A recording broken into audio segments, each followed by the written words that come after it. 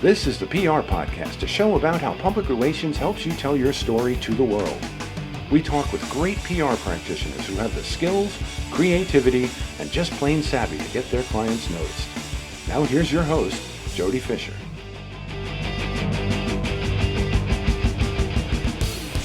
Hey everyone, and welcome to the PR Podcast. I'm Jody Fisher. Thanks for joining us. Well, make sure you tune in to our YouTube channel. Yes, it's 2025, and we just got ourselves a YouTube channel. No, we didn't, but I'm constantly building it. This is a volunteer operation here. I don't get paid, but I put in some time to build that YouTube channel. And the YouTube channel is fun because you get to watch the PR Podcast and watch the conversation here. Now, I, of course, as I say, have a face built for radio, but my guests do not.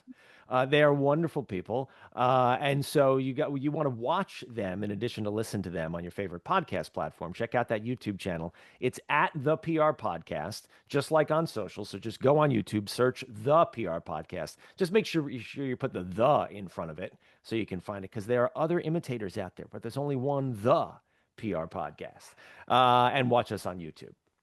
Now let's get on with our show for today. We got a great guest. Tawanda Carlton is the Chief Operations Officer and co-founder of BrandSavor Media and Marketing, based in Atlanta, Georgia. As an old school millennial, she's built her career on persistence, long hours, and relentless relationship building. Today, she sees a new generation of professionals approaching PR with a different mindset, sometimes brilliantly, but she says sometimes missing the mark. Tawanda, welcome to the PR Podcast. Thank you so much, Jody. I'm thankful for being on the show, so thank you so much. I got to tell you, as you're billing yourself here as an old school millennial. What does that make Gen X over here? I wonder, but I was born in the 1900s, the late 1900s. There you go. That we have that in common, right? There you go. So tell us about this perspective that you have here. The Gen Z. Persistence, long hours. I mean, we do have that in common too, right? We believe in that. I think a lot of us do. Yeah, I mean, I don't want to shake any tables with my thoughts around this. It's just, in my career, I've worked with a lot of people who are younger than me, like generationally, interns, just people fresh out of college. And I feel like the older I get, the worse. It's just there's a separation that happens, and I'm always making sure to close that gap because it's so important. And in my experience, I've felt that sometimes there's a thought that maybe the hustle doesn't matter as much, and it very much still matters in PR, like it has to in the work that we do. It just looks differently, and that's what I'm always trying to kind of gauge and shapeshift with the younger generation that I worked with, and then also trying to change my mindset a bit too, because I was so used to like burning it at both ends, right? There's a part of that message that it resonates with me too, because there's things I need to change. And when I think about PR, like it's consistency, creativity, and relationships, not just tools that make you good at what you do. And it's a numbers game. You're always pitching, you're always trying to tell the right story, get the amount of media hits. And in our work, the hustle is how we like layer that, like the thoughtful follow-up, the sharp messaging, turning interest into action through what we're doing. And it's a long game. I always say like PR's crock pot and marketing's like microwave. Like PR is about that slow burn to really build the trust between media and your clients. And I feel like when I've worked with the younger generations, when they come on board, they're like, I pitched that didn't work, next. And it's like, yeah, next pitch, It's like, next, yeah, we got to keep going. And we got to figure out how to do it smarter too, not just burning the candle at both ends, but how we do it smarter. Yeah, smarter for sure, but there's no substitute for that H word, the hustle. It's I mean, not. that's consistent whether you're in PR, any other industry, or frankly, any other, I think, thing you're doing in life, right? Yes. And hustle in a positive way. Like you gotta Yes. put the grease into it. You gotta Yeah. make the effort, really. Yes. But to your point too, be smart when you do it. Tell me about how you make your hustle smart. I think, when I first started out in PR, I remember the first job I had, I was an intern, and the person I was working with gave me a spreadsheet of like 100 people, and she was like, pitch this list. And I was like, it was for like an upcoming client thing. And I fell into that role of like building these substantial media lists and just pitching all of these people. And what I think I started to learn, because I had a news background, what I started to learn was it's about pitching smarter, not more. Like, we don't need to blast 100 reporters, but if we're researching the right 20 or the right 10, then we could craft a pitch that really hits, and we'd be able to customize a few of them a little bit more and get the right return on our investment of time. And then, like, for me, it's also about following up with a purpose. Like, it's ensuring that when I follow up, it's not, hey, did you want to cover this or not? But it's, I have another quote or another stat that may support what I just pitched you last week or yesterday or the day before. This might help your story, or this news just broke. Here's a quote to, add to what you're already working on, because I know your beat and I know what you care about. I think also, That is so important. That is so important to hear in the yeah, follow up there. And I've yeah, said this in the past as well. It's not just following up saying, "Hey, did you get my email?" or "Hey, did you want to cover the thing I sent you a week ago?" But it's, "Hey, I sent you this thing a week ago, and here's what's going on now. Here's something yep, new that makes this potentially even more interesting to you." Right? Walk through how you do that. absolutely. I mean, for me, it's if you're waking up and you're not looking at the news cycle, you're already behind here. So for me, when I'm really in a pitch cycle with a client and I'm engaging with a reporter, I'm always looking to, how do I add value to this reporter's life? And it's me reading what they wrote about. It's me looking at the macro, the big things, polarizing things that are happening in my client's industry or in the world. And then looking at the micro trends of how that is impacting my client's industry and why that matters to that reporter. So if I send them out a really great pitch, but I don't hear anything, then my follow-up is, like I said earlier, have you seen this starting to take shape? This is why my client is best positioned to talk about that. Did you want to sit down or did you want to maybe schedule time to kind of talk through what they're thinking to kind of help build your story out? And so just being more intentional about that outreach and listening to what they like. There's a really decent podcast that I listen to where they interview reporters, and the reporters are saying, like, this is what I like in the subject line. So I'll like literally pitch that same reporter, and I will put exactly how they like their subject lines to be, because I know that's what they just said they liked. And you just have to start being able to cater to what they're looking for, because if that's what they're saying they want from a PR professional, give that to them. And for me, it actually landed media coverage because I follow directions. So that's when it's about pitching smarter. It's about being resourceful. It's about catering to the reporter, but also understanding that you're presenting things that the client would want, like aligning that with the client's needs as well. So smart and so simple to do, right? I mean, you Yes. literally put following directions. Oh, I It's know. incredible how many people miss that. Yep. Now let's pivot back to what you were saying about bringing up the younger generation, because it sounds to me like you've done your fair share of mentoring, as I, I have. And I always try to put myself in that young person's shoes as well. And I think on the one hand, they're probably a little nervous, right? yes. They want to do it right. They don't want to make a mistake. They're not sure how to do it. They want some direction and some help.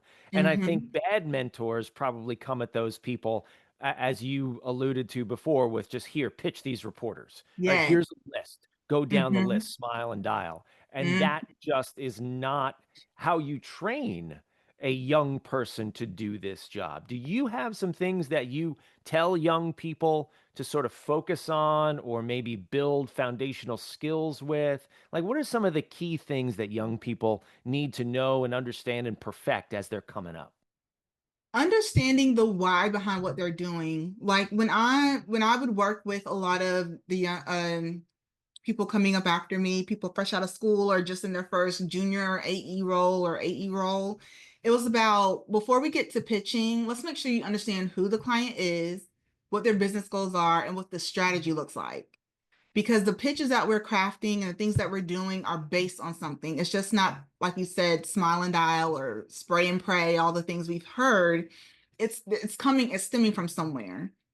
So just like we have to take time to educate clients on the process as we go through things, on what PR is and why it's valuable and all of those important aspects, the same thing has to happen when you're training up the next generation. We have to understand that strategy happens before that execution, and making sure they understand that. And then also making them feel comfortable to know that you're probably going to make a mistake, learn from it. You're probably going to mess up. I remember the first time I emailed a reporter and I spelled my client's name wrong. It had a really unique spelling, and I thought my role was over. I just thought it was all over. And I emailed I've the been there. reporter. Go ahead. Go ahead. And I emailed the reporter. It was on the weekend because I was looking back through my emails and I was like, oh my gosh. And the reporter was like, it's fine, I can fix that or whatever, because the story hadn't ran. But I was like, I just thought my world was over in the early days. And so reassuring them that they're going to make mistakes, just learn from them, and that repetition builds mastery. You know, you have to, you do this over and over, you'll get to the point where you're like moving and shaking, but you gotta like build the mastery through doing it over and over again. It's that 10,000 hours of doing anything will make you good at it, right? Right, it will. I know it sucks in the beginning, but it's just a part of the process. Something else that I think young people are dealing with here, and again, it's sort of young people are coming at this, they've never done it before, right? So they kind of Right. have no context for what has come before them, Yeah. and me, like I said, being the Gen X guy that I am, I can tell stories about to radio people when I was in radio, when I'm talking about, cutting a piece of tape with a razor blade and taping it together to make a soundbite in the newsroom, and young people look at me like, what the hell are you talking about, you old you know? Um, Yeah. Same with PR. I mean, things like, first of all, young people have grown up with social, right? They Right. don't know a world without social. And so that I think affects their framework. Chat GPT is another thing, and AI is another thing that they're kind of developing alongside of, as opposed to having come before it and see it begin to move in on what we do. What Yes. kind of things do you see in the workplace where young people are maybe stumbling over, or maybe they're having trouble grappling with, that gets Mhm. in the way of them learning good PR fundamentals? AI. AI makes us faster. No doubt about it. Streamlines things. But it will never replace, in my opinion, instincts or relationships. When it comes to instincts, we are people and human beings. We're always thinking, we're always pulling things from our environment. We're reading this, we're hearing this, we're absorbing things. And ChatGPT or an AI tool has to be prompted for everything. They're not always thinking, they only think when you tell it to. And so the way in which I think the younger generation can adapt and use those tools, but have that foundational level of PR is to just be thinkers, be curious about things. Because AI can't replace, like I said, your instincts or your relationships. I've seen pitches that were really well done with AI, but they missed the mark because that nuance wasn't there. Or it fell flat because it wasn't coming from strategy, it was just coming from a thought. You put it into the prompt, it spit out something great, but it didn't resonate with the reporter. And so it's a launch pad, not a replacement. And the foundation of PR is being a good listener, being a great writer, being curious, reading, being on top of trends. Especially if you're working in a specific industry, knowing what's happening and how it's shaping the industry, and then being able to pull your client into that conversation and create whatever you're doing in PR, because it's multifaceted, whether it's a pitch or a campaign that really resonates, because you are, I know people don't believe it, you're smarter than AI. I think that because you're coming from a human standpoint, vantage point. And that cannot be replicated with technology, in my opinion. Yeah, I couldn't agree more. And you're right. It can make us faster. It doesn't Yeah. necessarily make us better. Yeah. Um, I think if we learn how to use the tool, we can be better, but we got to learn Yeah. how to use it first, right? Yeah, this is no shade to AI. Like I use ChatGPT a lot, and a lot of times I'm using it to like think about, in this strategy, are there gaps that I didn't think about? Because I'm coming at it from my vantage point and there could be things I'm missing. Or is there I don't understand this industry. Can you break it down to me like a 5-year-old? Okay, that makes sense. Now I can like build something from there. So again, it's a great tool. It is the way, it's the way we're going. But I don't want people to forget about in the PR space specifically, like what they're capable of too, because um yeah, it's innate in us, and I think that comes through in really great campaigns and things that go viral is because it had a human touch to it. So Yeah, the relations part of public relations, right? We can't lose that. right. Uh, are there things now, let's reverse it a little bit too, because I'm interested in this. Are Yeah. there things that you're seeing from young people coming up that they're teaching you, that they are helping you adapt to, hey, this is something new that, just me in my space, I hadn't thought of. Well, how is the information exchange reversing it?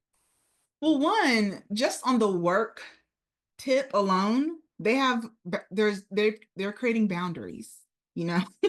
I grew up in a time where it was like, I'll work from 8 to 8. Like it just, I think that's from a saving your sanity standpoint. I admire these younger generations and what they're doing as far as setting boundaries is so important. And I've learned to do that so much just from enduring and going through and having burnout to seeing how other people manage it. I think when we think intergenerationally, there's a lot we can learn from each other. You can learn from my expertise, and I can learn from what you're experiencing as a younger person coming up and how you're setting those standards of how you're going to operate.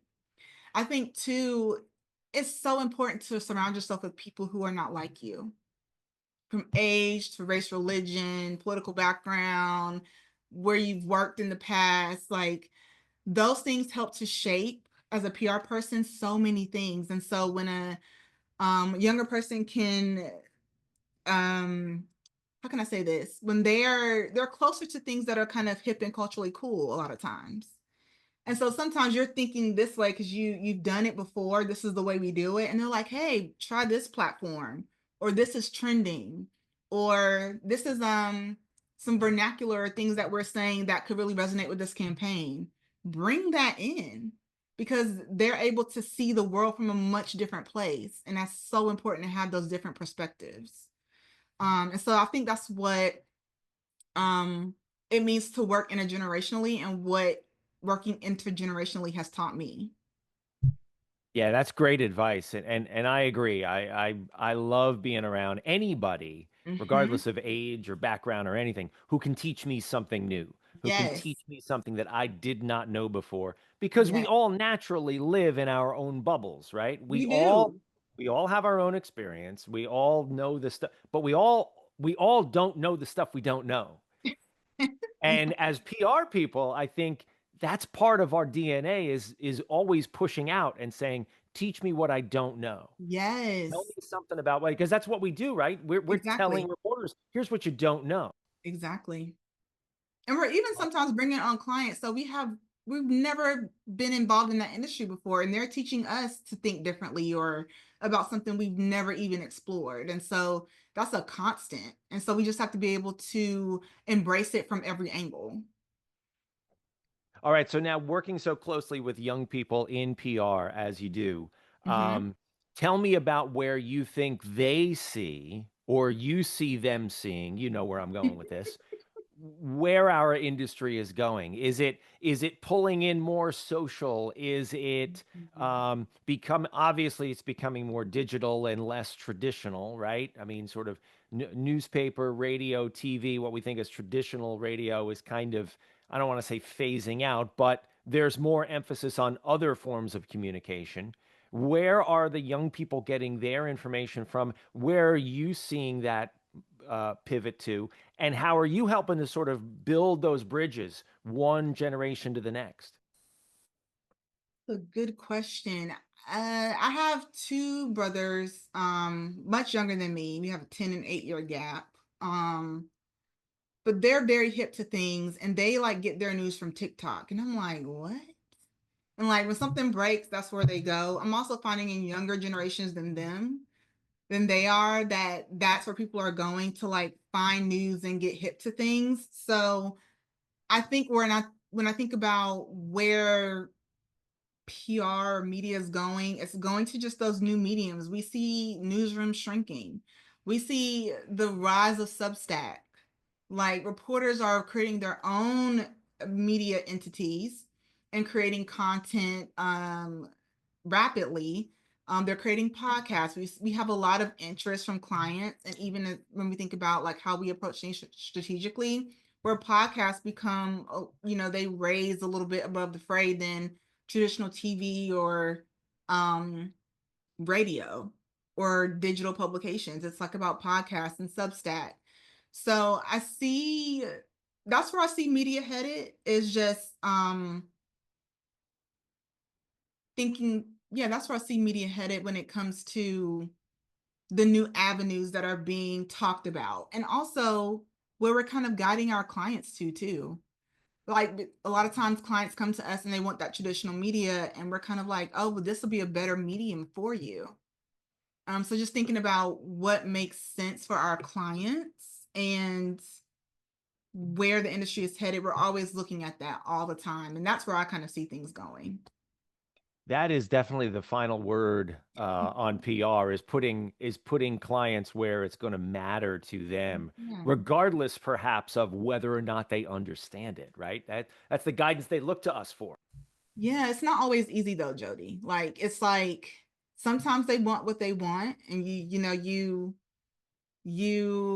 try to make that happy medium. But we always try to paint the vision for them and make it very plain about what's advantageous for them, even though they still may want those traditional components of a PR program. Well, we're good at what we do. We mix it up a little bit, right? A little bit of this, a little bit of that, make everybody happy. Mm-hmm. Yeah. Tawanda, this has been a great conversation. Thank you so much for spending time with us here on the show. Yeah. We are not done with you yet, however. We are going to segue now into the rapid fire question portion of our podcast. This is where we steal a page from inside the actor's studio. We ask our guests a series of rapid fire questions. Talk about a reference that might be lost on a younger generation there, right? I think I gotta update that reference. But in any case, we're going to elicit a simple answer, maybe a laugh or two. With your indulgence, Tawanda Carlton, let's begin with rapid fire question number 1. What is your favorite news source? It's a toss up. I would say Axios or The Daily by the New York Times. 2 good sources. Gotta have them both. Yes. Rapid fire question number 2. What's your favorite social media platform? It's inched to the top recently. You have to say TikTok. Haven't been much of a TikToker, but it's at the top. It's the algorithm there is really remarkable. It is. It's good. Rapid fire question number 3. Coffee or alcohol? I'm gonna have to say tea. I'm a tea girly. So there you go. Any specialties? Any I love a chai tea, my favorite. So chai tea with 3 pumps of white chocolate mocha. Woo, nice. I like that. Rapid fire question number 4. What's your favorite on the run food? A smoothie or acai bowl. Any place that has that, I'll be there. Sign you up. Rapid fire question number 5. What do you want to be after you finish this career? I'm in the midst of building a chicken coop on my family farm, so I would have to say a farmer. I am down the rabbit hole. Let me tell you, on the backyard farming and the chicken coops and the yes, it's so funny to hear you say that. Oh my goodness. Yes, I'm with you. I'm totally with you. Tawanda, this has been a great conversation. Please let people know how they can find you online. Yes, if you're looking to connect with me specifically, I'm on LinkedIn at Tawanda Carlton. If you're looking to connect with my agency that I founded with 2 amazing co-founders, we are at BrandSavor.co. And those are the 2 places you can find me. Sounds good. We'll put all the links in the show notes. Tawanda, thanks for joining us. And thank you, everyone, for listening. Please remember to subscribe to the show. Connect with us on Facebook, Twitter, Instagram, and TikTok at The PR Podcast. And send us a question or a comment. Our intro is by Christopher Apple. You can find him and his fantastic photography on Instagram at Christopher_APPOLDT. Check him out there and hire him for all your photography needs. You can find me online at Jody Fisher on all the socials and on the web at jodyfisherpr.com. We'll see you next time on the PR Podcast.